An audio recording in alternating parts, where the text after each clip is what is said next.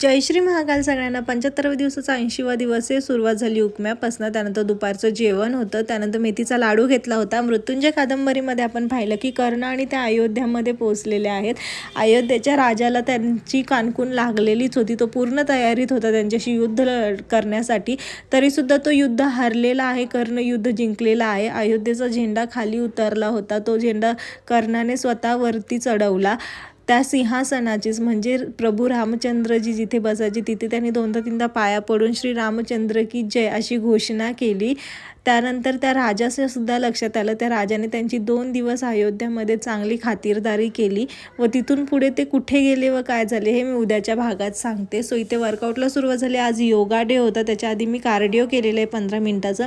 Yoga सेशनचं shoot घेणं मला शक्य नव्हतं, त्यामुळे सेल्फी टाकलेला आहे. हे संध्याकाळचं जेवण. आजचे सगळे टास्क झालेले आहेत कंप्लीट. भेटू परत उद्या. तोपर्यंत बाय.